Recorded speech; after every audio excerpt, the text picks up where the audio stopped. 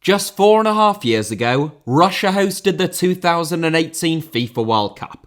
At the time, the Russian Premier League was ranked as the 6th best league in Europe, as per UEFA's country coefficients, ahead of the domestic top flights in Portugal, Belgium, and in the Netherlands, and just outside of the so-called Big Five. Not only that, Russia was actually closer to France in 5th place than Portugal were to them in 7th, and for good reason.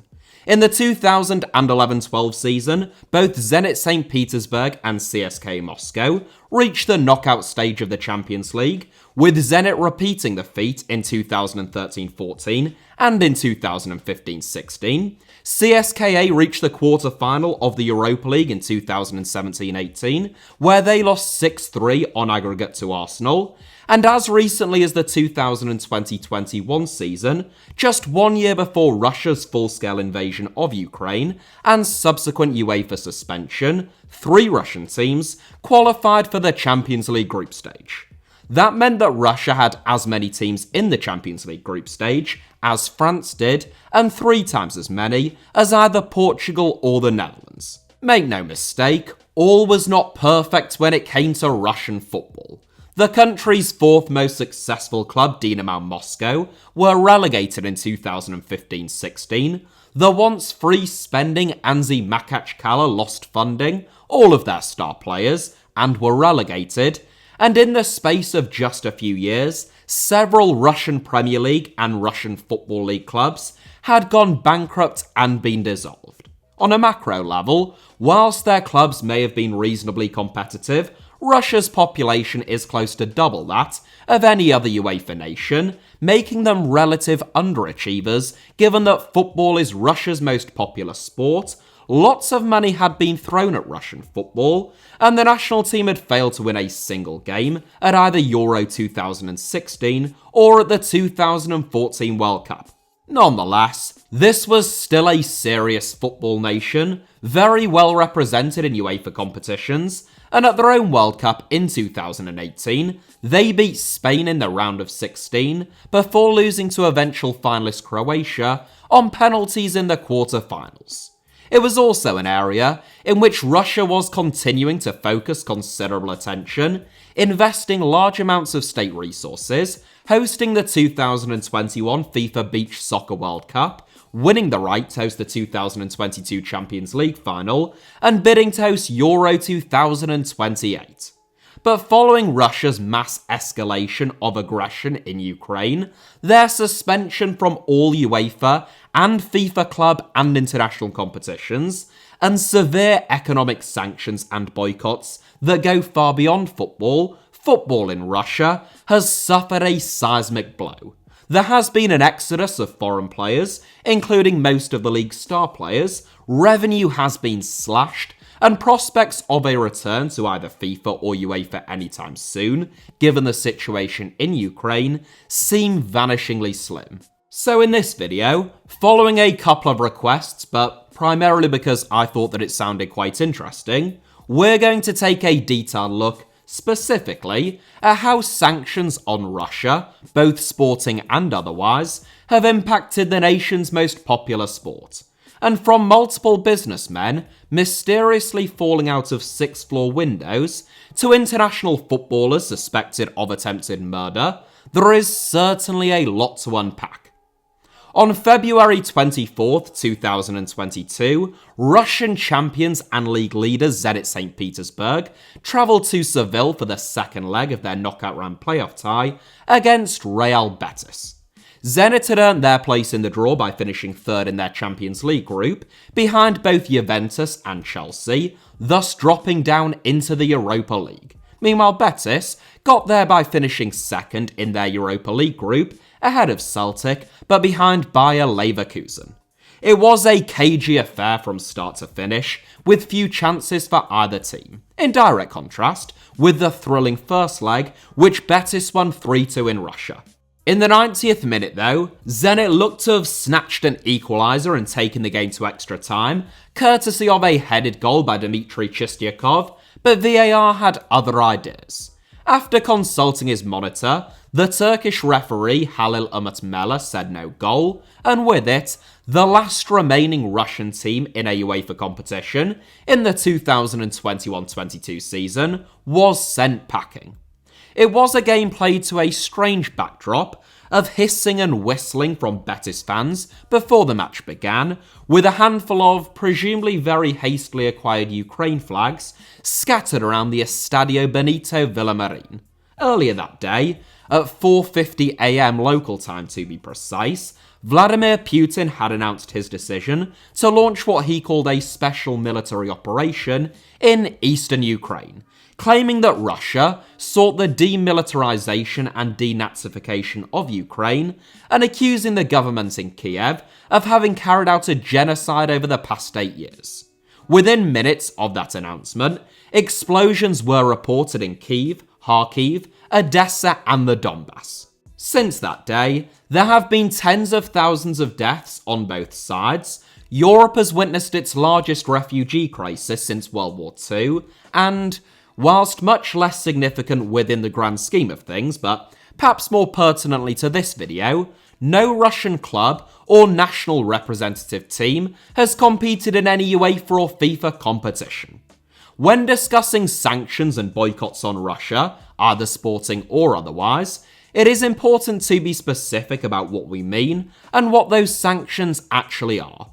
Contrary to popular opinion, for example, Russia, or the Russian Football Union, have not been banned or kicked out of FIFA or UEFA. They haven't even been fully suspended by either organisation. Officially, as was confirmed in a joint statement by FIFA and UEFA on February 28th, 4 days after Putin's announcement, and bombs first fell on Ukraine's major cities, Russian teams, whether that be national representative teams or club sides, have been suspended from participation in both FIFA and UEFA competitions until further notice. This might seem like mere semantics and pedantry, but it is actually quite an important distinction. It means that whilst Russia's men's national team were banned from competing in the FIFA World Cup, and Russia's women's team, despite already having qualified, were banned from competing in the UEFA Women's Euro 2022 tournament, both teams are still able to play international friendlies, and both have done so since February 24, 2022. It's also worth noting that neither UEFA and especially FIFA seemingly ever wanted to ban Russian teams from their competitions. Both organisations have always been extremely reluctant to implement sporting punishments for what they deem to be non-sporting issues. The only recent instance comparable to Russia's suspension, which isn't even all that recent anymore, was apartheid-era South Africa, who were suspended from FIFA in 1961 and, unlike Russia, actually expelled from the organisation in 1976, only rejoining in 1992 after a new football federation had been established which allowed all races to represent South Africa's national teams. In the case of Russia, FIFA and UEFA's reluctance was further intensified by their close proximity and ties to the Putin regime. Russia hosted 6 group games at Euro 2020 and a quarter-final, defying the recommendation of the World Anti-Doping Agency that Russia be barred from hosting major sporting events, with UEFA President Alexander Safarin reassuring Vladimir Putin in person that Russia had his full support and that he was sure that they would make good hosts on a visit to Russia in November 2019. UEFA also had significant financial ties to Russia, with Russian energy giant Gazprom, which is both majority state-owned and by far the largest corporation in Russia, being UEFA's most lucrative sponsors and the headline sponsors of the Champions League since 2012. That deal was worth over €40 million a season to UEFA, but was terminated by the organisation on the same day that Russian teams were suspended from their competitions. FIFA, remarkably, were even further enmeshed with the Kremlin. Russia obviously hosted the 2018 World Cup, having won a ludicrously corrupt bidding process, And in the years both building up to and following the tournament, Gianni Infantino struggled to go more than 5 minutes without waxing lyrical about Vladimir Putin in a bromance that was so extreme that it probably could have got them both arrested in Russia. Infantino said of Putin, quote, "We are a team. Together, we will show the world what we can do," claiming that myths and prejudices about Russia had been shattered at the World Cup, and thanking the Russian president on behalf of all of world football. In 2019, Infantino's obsequiousness was rewarded when he was invited to the Kremlin to receive the Order of Friendship from the Russian Federation, personally from Vladimir Putin. Following all of this fawning, banning Russia from any of their competitions, and indeed the World Cup, just 4 years after they had hosted it, was not only humiliating for FIFA, but personally conflicting for Infantino. That's why FIFA and UEFA only sprang into action and suspended Russian teams once all of their opponents began declaring that they would refuse to play against them, starting with Poland, the Czech Republic, and Sweden on February 27th, followed by England on February 28th, with more football associations expected to follow suit. This created an unmanageable situation for FIFA, who initially proposed allowing Russia to compete in their competitions, but simply under another name, as they had done at the 2020 Olympics in Tokyo. But realising other countries wouldn't budge, they were left with no other option but to suspend them on February 28th. Amusingly, they then put out a statement condemning Russia and trying to make it look as though they were always going to suspend them, which they weren't, and donated $1 million to humanitarian causes in Ukraine in a very transparent attempt to try and escape criticism. FIFA's total cash reserves at the time, by the way, stood at $1.6 billion and will be much larger than that now. Financially, Russia's exile on the international stage is relatively insignificant. Even if the men's team had won their playoff semi-final and final, thus qualifying for the World Cup, competing in the World Cup group stage is only worth $9 million, and the UEFA Women's Euros even less. Of course, it is worth a lot more than that indirectly, both in financial terms, but far more importantly in terms of prestige, as well as being the pinnacle of most footballers' careers and the most eagerly anticipated sporting events for football fans themselves. At club level, the financial consequences are much more severe. The Champions League, in particular, pays out the most prize money of any sporting competition on the planet, and UEFA paid out £83 million to Russian clubs in the 2020-21 season alone. Contrast that with £0 in the 2021-22 and 2022-23 seasons, and while some Russian clubs are independently wealthy, the financial and reputational hit has been enormous. It's not just sporting sanctions that have impacted Russian clubs either. Russia's isolation has seen thousands of companies, including some of the largest corporations in the world, pull out of Russia. Meanwhile, the expulsion of Russian banks from SWIFT has further entrenched that rupture. The financial repercussions of that have been enormous, including for Russian football clubs, who have, in effect, suffered massive revenue losses on 3 fronts. Firstly, all their income from UEFA competitions. Secondly, almost all of their overseas commercial deals, and even some domestic ones due to the ensuing financial hardship. And thirdly, because of FIFA's decision on March 7th, 2022, to allow foreign players based in Russia to unilaterally suspend their contracts and sign for clubs outside of Russia. Consequently, budgets have been slashed, cutbacks have been severe, and there has been a mass exodus of foreign players out of the Russian Premier League. Whilst Russia's escalation in Ukraine has caused Europe's largest refugee crisis since World War II of Ukrainians, domestic authoritarianism, economic sanctions, and the threat of conscription have also conspired to create the greatest migration out of Russia itself since the October Revolution in 1917.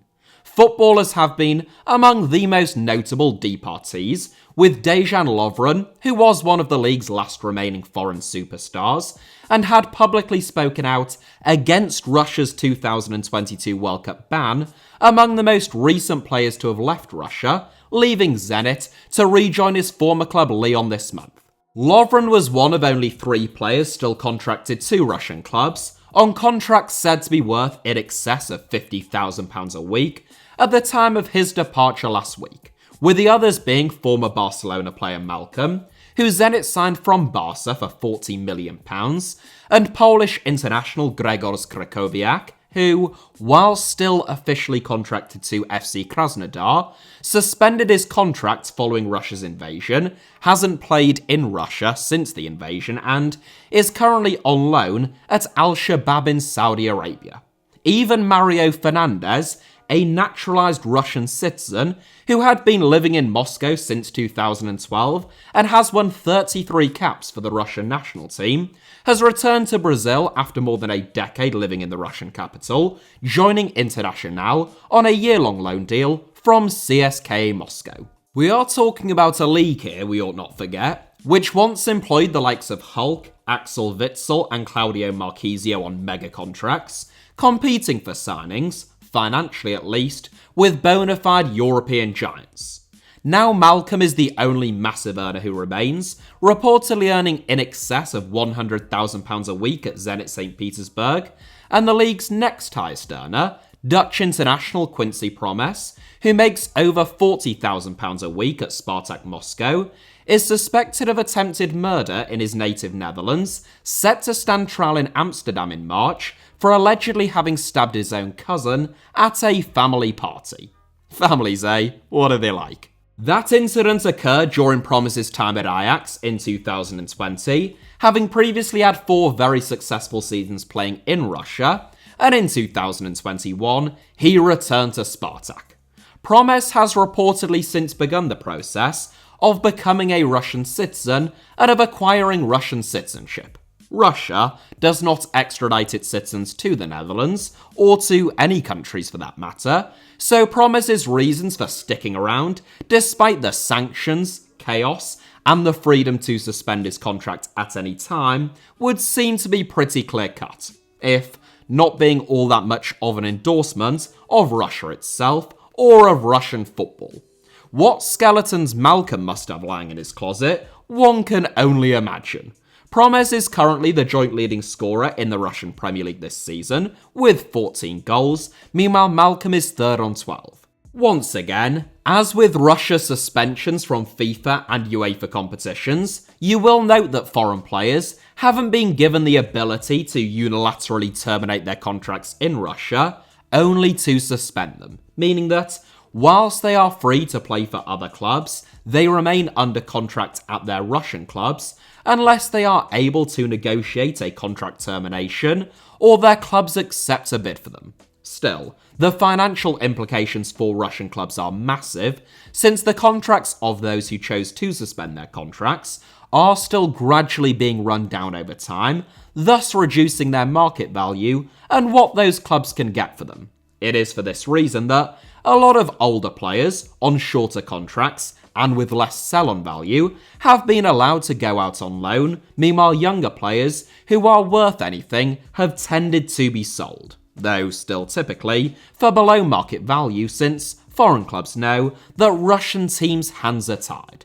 Former West Ham centre-back Fabian Balbuena and Ukrainian international Ivan Orditz, for example, both in their 30s, have gone on loan to Corinthians and to VfL Bochum from Dynamo Moscow. Meanwhile, highly rated Georgian international Kavicha Kvaratskhelia, who had only just turned 21 at the time, left Rubin Kazan to join Dinamo Batumi, and within a little over 3 months, he had been sold to Napoli for a still bargain basement €12 million.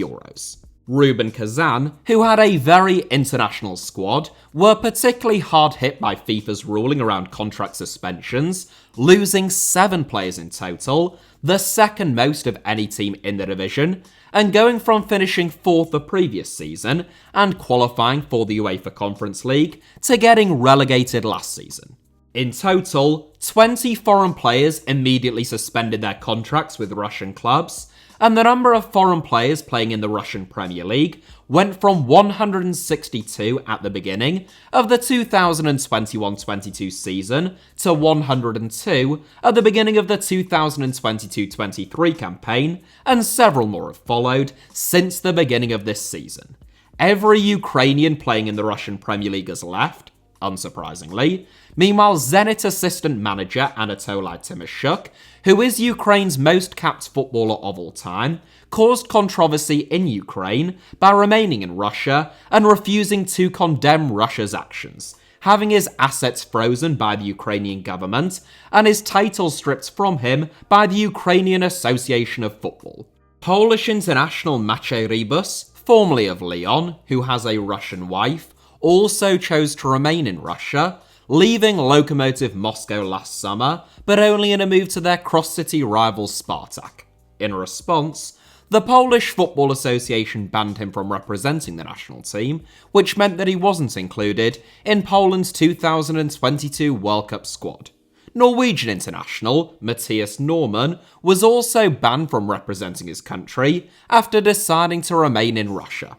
Spartak, incidentally, who Rybus joined, is owned by Russian multinational energy corporation Lukoil, whose board of directors issued a statement following Russia's mass escalation in Ukraine in February 2022, describing it as a tragedy, calling for a quick end to the conflict, and expressing sympathy for the victims. Given that Lukoil is Russia's second largest company after Gazprom, this was viewed as being one of the most high-profile internal criticisms of Russia's war in Ukraine, and Lukoil's longtime chairman, Ravil Maganov, who headed the company's board of directors that issued the statement, died in September 2022 after supposedly falling out of a 6-story window at the Moscow Central Clinic Hospital. Maganov is one of a number of businessmen in Russia to have flirted with either criticisms of Vladimir Putin or the war in Ukraine, before very unfortunately falling to their deaths from a great height, or to have died in equally mysterious circumstances. One Russian state news agency, TASS, claimed that Maganov committed suicide and had been taking antidepressants. Another, Baza, an outlet which is known to have close contacts with the Russian police, suggested that he might actually have fallen from a balcony while smoking, and Lukoil themselves put out their own statement which said that Maganov had passed away following a severe illness. CCTV cameras could clear up any confusion, but unfortunately, and entirely coincidentally no doubt, they had been turned off at the time of his death for repair works. Equally coincidentally, I suppose, Vladimir Putin just so happened to pay a visit to the Moscow Central Clinic Hospital on the exact day of Maganov's death, supposedly to pay his respects to Mikhail Gorbachev. Not only has the Russian Premier League hemorrhaged players, including most of the league's star players, it's obviously now become incredibly difficult for them to replace them. Not only have their resources been thwarted and drained by economic and sporting sanctions, any player worth their salt wants to compete against the best players in the biggest competitions, something which they can no longer do playing in Russia. If you're a young player in particular, Russia no longer affords you a shop window like the Portuguese or Dutch leagues, and therefore a potential move to one of Europe's top teams. It is effectively a dead end. There will still be foreign players who will go to Russia, Brazilian duo Ivan and Gustavo Mantoon, who joined Zenit on loan from Corinthians in the summer, just to give two examples, but they are going to be of a much lower caliber. Zenit, who are owned by Gazprom and have already won the last 4 Russian Premier League titles, are likely to be the best insulated Russian club from the country's sanctions and economic hardship. Gazprom enjoyed record profits of 42 billion euros in the first half of 2022, despite Russia's invasion, as countries continue to buy Russian gas. The fact that Gazprom is majority state-owned, effectively run by the Kremlin, means that the degree of its investment in football will be largely up to Putin and his cronies. It is important to maintain a veneer of normalism during wartime, especially when the war itself isn't going quite as planned, and football is a relatively inexpensive way of doing that. So, don't expect to see crumbling infrastructure or an exodus of Russian players out of the country's top flight anytime soon. Instead, what you will see is a steady decay of quality, which has already firmly begun, and most likely a fair amount of irritation among Russian football fans that their teams don't get to compete in football's biggest competitions. PFC Sochi, for example, who were only founded in 2018 so that the Fisht Olympic Stadium, built for the 2014 Winter Olympics and then converted into a football stadium, at considerable cost for the 2018 World Cup, would have an occupant, finished as runners-up in the Russian Premier League last season, meaning that, in a normal campaign, that would have seen them qualify for the Champions League, their very first taste of European football, but instead, well, they got effectively nothing. Further down the Russian Football League pyramid, particularly outside of the professional ranks, there are reports of several Russian footballers having been conscripted to fight in Ukraine. Even former Everton midfielder Diniar Bilyaledinov, who now coaches in the second tier of Russian football, was drafted into the Russian army in September 2022, though it was later revealed that he wouldn't be called up after his military registration data was brought up to date during a visit to the military commissariat, which, and I'm not a Russian military expert, I think is a fancy way of saying that after they realised he was a famous person and not just some impoverished 20-something living in the Caucasus. It must also be said that, whilst Russia has become extremely isolated in Europe, not everyone shares that condemnation.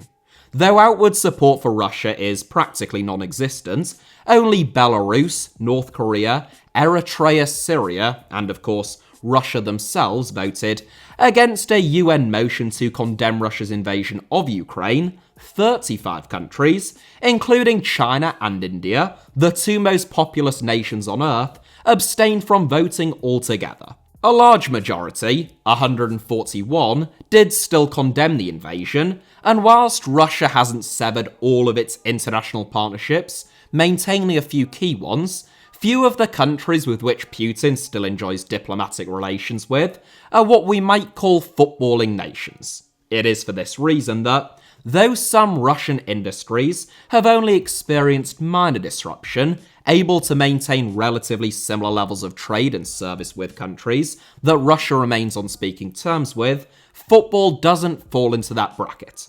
The Russia men's national team's 3 friendlies since the invasion, and their suspension from both FIFA and UEFA competitions, for example, have come against Kyrgyzstan, Tajikistan, and Uzbekistan. They still only managed to win one of those games. And their next clash in Ashgabat against Turkmenistan has already been penciled in for March. The women's team, similarly, have played just 4 games since the invasion, 2 against Serbia and 2 against Belarus. At the end of November, Serbian champions Red Star Belgrade travelled to St. Petersburg for a friendly match against the Russian champions Zenit, which the hosts won 3-1. Serbia are just about Russia's last remaining friends in Europe, aside from Belarus, which is practically a Russian vassal state at this stage, but only a disappointing crowd of 17,515 turned up to watch the match. This was a long way from a Champions League group stage tie that the residents of St. Petersburg have grown accustomed to in recent years. There was some talk, when FIFA and UEFA first suspended Russian teams, which persists in some quarters to this day, of Russia leaving UEFA and applying to join the Asian Football Confederation instead. There is precedent for confederation changes, though they have historically been few and far between, and such a move would solve few of Russia's problems. Whilst anti-Ukrainian invasion sentiment may be weaker in Asia than it is in Europe, most Asian countries have still condemned Russia, so it is hard to see them signing off on their affiliation to join the AFC, and even if they somehow did, some teams could still refuse to take to the pitch against them, as was the case within UEFA, putting Russia back in exactly the same position, just in a weaker confederation, and the AFC in the same position that UEFA was almost a year ago. From Russia's perspective, and particularly from a Russian football perspective, the AFC lacks the glamour and prestige of UEFA, the Euros, and the UEFA Champions League. Both commercially and directly for the clubs themselves, it is much less lucrative. Basically, there would be few positives for anyone involved, hence why I think that it is unlikely. Much more likely, I think, is the prospect of Russia trying to start their own tournament, though even that might be a bit of a farce given the teams that would likely be involved, or attempting to make guest appearances, as Qatar did in other federations' tournaments, though once again, it is hard to imagine which federation would have a majority of members who would agree to that. All in all, the outlook for Russian football is bleak. The contrast with 2018, when Russia did, ostensibly at least, even if it was only ever a facade, appear to be a more welcoming and outward-looking country, gave a lot of Russians, and especially younger Russians, a great deal of hope and optimism about what the future might hold. How quickly that has been crushed.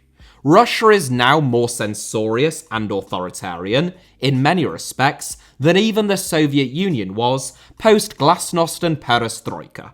From a footballing perspective, Russia has been cut off from the rest of the world, with the exception of the occasional meaningless friendly against a minnow, which is something, once again, that didn't even happen during the Soviet era. From 6th in UEFA's country coefficients in 2018, Russia now ranks 18th behind Denmark, Norway, and, you guessed it, Ukraine, and given the dynamics of Russia's war with Ukraine, it is hard to see how Russia gets readmitted to FIFA or UEFA competitions again anytime soon.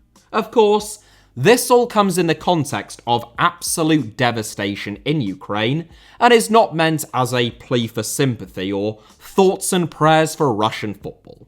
Aside from the greatest tragedy of all, which is of course the needless loss of human life, even from a purely footballing perspective, the Ukrainian Premier League's 2021-22 season had to be terminated. Unlike Russia's, FIFA also gave foreign players the right to unilaterally suspend their contracts in Ukraine, which the vast majority did, unsurprisingly given the circumstances, and this is what some football stadiums in Ukraine now look like, with one of the country's two most successful clubs, Shakhtar Donetsk, not having been able to play in their home city for over 8 years now. All of that should go without saying, but this is the internet in the year 2023, so I thought I'd best just clarify it in case. This video took me about 3 days to research, and there is a great deal that time restraints and the length of this video already forced me to leave out, from kit manufacturers pulling out of Russia and their replacements, the bank that previously sponsored Russian Premier League football, whose founder was forced to sell up to the state, has moved to Cyprus and is presumably doing his best now to avoid any non-ground floor windows, the controversial fan ID system introduced by the Putin regime, which has further irritated a lot of Russian football fans, and has even been met with unusual opposition from Russia's famously meek and tamed so-called opposition parties, and the vast amount of travel that teams are now having to do by train in regions close to Ukraine due to airports having been siphoned off for military use, but hey, such is life, and I still think that we have covered quite a lot of ground nonetheless. I hope that you all enjoyed it, or at least found it somewhat interesting or informative. Hit the like button if that was the case, let me know your thoughts down below in the comments, and make sure that you are subscribed, of course, and have notifications turned on for HITC Sevens. You can also find me on either Twitter or on Instagram via the username @HITC Sevens on both, should you wish to do so.